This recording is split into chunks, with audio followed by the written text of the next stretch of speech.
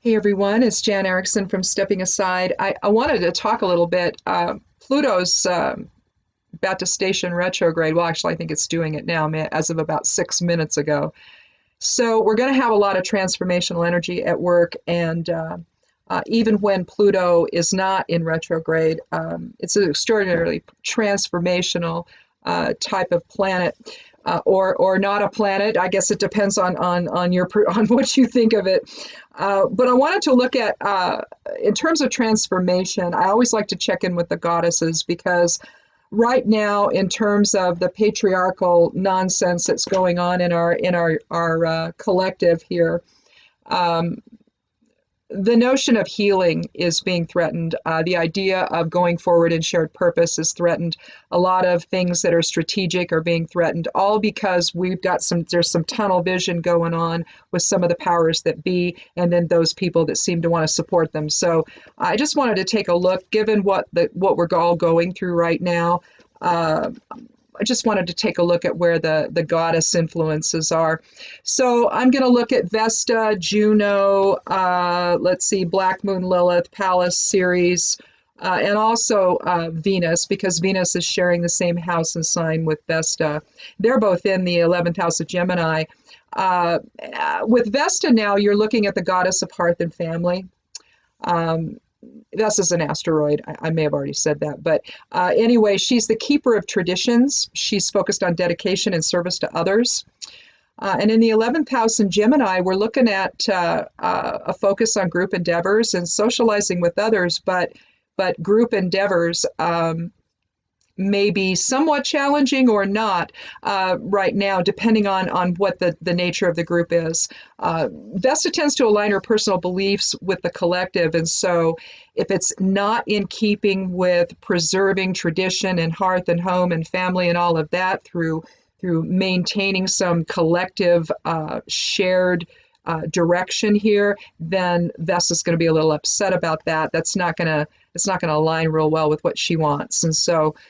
Um, in Gemini, she's more comfortable with the intellectual side of things than with intellect, but at the same time, um, she's there. She's there to preserve the family structure, the traditional structure, and the idea of service to others.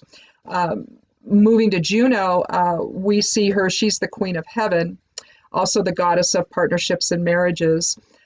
She's been in Libra for a while now, and she's also in retrograde. Going to be that way for, I don't know, maybe another month or so. I'm not sure, but or maybe a little bit longer. But she's committed to in the third house of Libra. Third house, of course, is about communication. Libra is about partnership and balance and all of that. So what Juno is asking us to do is to remain committed to sharing ideas with your partner, keep the conversation going, especially, we're not necessarily accustomed to being home together if we are home together, not, at least not in this way. It's not that we're never home together, we are, but right now it just seems like things are really, things are getting real for everybody. And sometimes that affects our relationships. And so, um, the idea, though, with Juno is that we can not only be committed to a partner, but we can learn about ourselves through that relationship. And so, maybe right now, if one person in the family or however many you've got with you, maybe someone's not pulling their weight, maybe there's not a lot of equality going on, and maybe it just needs to be that way. But wherever we can find some balance, Juno's asking us to do that, particularly in terms of some kind of shared perspective going forward. In other words, if you go out and one person is a little more cavalier and forgetful about social distancing or touching things when you're out, there, I mean, even if you wear gloves, you still need to be careful with that. And maybe one partner's more on the ball with it than the other. You see what I mean? You can have a shared direction that can be affected. So just be cautious of that. Going forward here, I'm going to wait on Lilith. Let's go to Pallas. Pallas was named after Pallas Athena. I think that this is a comet related, maybe, planetary body. I'm going to have to double check on that, but I think that's what I read before about her. But anyway, she's the daughter, she's Jupiter's or Zeus's daughter, whichever you want to call him. Jupiter and Zeus are the same person. But she's his daughter, and she's named, Pallas Athena is his daughter, and the planetary body Pallas is named for her. And she's known as the goddess of wisdom and warfare and strategy. So right now, in the sixth house of, let's see, Capricorn, our focus is going to be on structured thinking and planning. Okay. Again, if we're having the issue, what did we say with Juno, where maybe we're not on the same page with a partner, and one of us is maybe not really, focused on the right strategy. Pallas is reminding us that we need to do that right now. We need to be on the same page with one another. And apply an intelligent or a strategic approach to our decision making and to the challenges that we now face in life. So, realistically, we all need to be going in the same direction. And I realize not all of us are, but if it's taking place within where you're living right now, within your living situation, where y'all aren't on the same page, for the sake of healing, you need to get there. This is going away at some point. This is reducing in severity at some point. But it's all going to happen much more quickly if we're all on the same page with it. I know my husband was just saying that Oregon, where we are, we're seeing a real dip now because our governor a month ago said, let's hunker down, let's practice, if we can. I mean, obviously not everybody can do that. You got some people still have to go to work. But if you're going to do that, let's do it safely. I truthfully am not seeing a lot of stuff being done around here vis-a-vis businesses and customers, keeping customers safe from the people working in the business. We've unfortunately, my husband's working on the tractor. He's rebuilding our tractor, and we've had to unfortunately go places while protected, wearing masks and gloves. And in those businesses, those places are not taking care of our safety. Let's just put it that way. And I'm not sure why.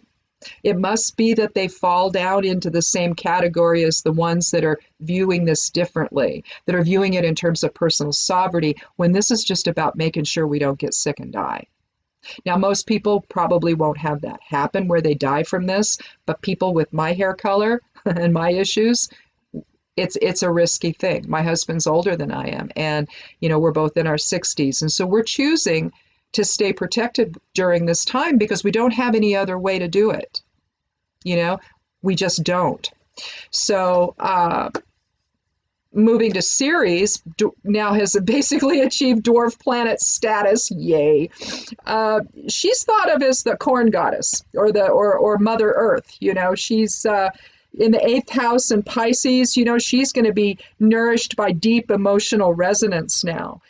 Considering metaphysical pursuits, and basically how I interpret that is she's going to be aware of the greater collective resonance of all of us as source presence, and she's going to want to see that invoked into, in other words, she's wanting spirit to take the wheel, in other words, today, instead of ego, because it's ego that's getting the better of us and not looking at this in a realistic fashion. And so Ceres is the sort that's going to prefer unity consciousness and a soul level interaction with others as we get on the same page to try to, stay well and heal. So, then enter Lilith, Black Moon Lilith, which is essentially a focal point. It's not a planetary body, not the one I'm looking at anyway. There's 3 different Liliths. The Black Moon Lilith, though, is the one I consider. And what she is this represents the focal point of the elliptical orbital path of the moon as it travels around the Earth, okay? As it orbits the Earth. So what this is dealing with, this along with the north and south nodes of the moon, they're also points instead of things. They're points of power, essentially. Dealing with, now the north and south nodes of the moon, the north is going to deal with our our future and our present experience. And then the south node is going to deal with, past life influence or karmic influence that we need to be aware of. So if we tend to live in the past and we can't move forward and take risks in the future, then it could be said that we're kind of stuck in south node energy. If we are willing to take those risks into the future and discover new things and all of that, then we're functioning more in and being affected more by north node energy. Now, with Black Moon Lilith, we're dealing with the primal nature within, and in the ninth house of Aries, Lilith isn't going to want to cooperate. All right, Lilith is going to look at society and say, "Oh, you want me to stay home? Oh, guess again." Well, you may feel the need to rebel, but you're going to have to find a way to transmute that into a way that you can rebel safely. Maybe it's going out in I live on 5 acres, so I can rebel by going outside without a mask and gloves on because I know I'm not really rebelling, right? I'm fine right here. I'm safe right here. I have locked gates. You cannot get on my property without us letting you in. So it's just one of those things where I can find a way to transmute my rebellious side and say, well, I'm just going to go run around my property without any mask and gloves on. But if I leave the property or I go up to my main gate, my main entrance gate, I'm going to wear them because I'm not going to let someone else's, what if somebody who touches my gate who's delivering a package, say, for example, what if they don't have any gloves on? And say, for example, that same person does not know they're sick because they have the virus, but they've not been able to, it's not shown up yet. They don't feel any symptoms. They've not had a test to say, hey, guess what? You're positive. And so during that incubation time, they may not feel ill, but they could be transmitting it to everyone else. So they're touching, leaving it everywhere. So again, I'm going to rebel against that whole thing, and I'm going to wear my mask and gloves to the gate where I get my packages and my mail. Rebel against the people that aren't taking precautions and wear my mask. And so you see, there's ways to transmute the Lilith energy into something that's going to work for you instead of getting in the way of yourself, right? Because that's what tends to happen. Lilith gets in the way of herself when she's speaking truth to power and she doesn't understand her effect. That's the Aries part of this. She's not aware of her effect and she thinks that she's doing the right thing. Well, she's not. So in any event, Lilith needs to settle down and do what's safe. So in any event, again, Pluto is going retrograde on us here, and transformation is possible. Where we go from here when all is said and done, or at least settles down and we're not having to deal directly with this every second of our lives until the next wave hits, I think it makes sense to pay attention to synchronicities. I think it makes sense to listen to what someone else says. If someone else is saying, hey, I'm a little afraid right now at what you're doing, could you be a little more safe? Take it seriously. Understand you're not the only person involved here. If you're in close contact with somebody, you risk their health as well. So irrespective of what you think this might actually be about, if we could all just for a little while longer go forward in shared purpose and try to keep an eye toward preserving the family and the collective in the process, I think we're going to come out a whole lot better than if we do the opposite. So in any event, thanks so much for listening. I don't know how often I'm going to do these. The goddesses don't move all that often, but sometimes there's some aspects to talk about. So if there is, I didn't really talk about any aspects today, just the sign and the house that they're in. But I like to check in with them to see how they're doing. So I'll probably do a series like this from time to, but it's not going to be every day or anything, but check for them, look for them, and, if you have any comments, leave those, and, be good to yourself, be good to one another, and blessed be.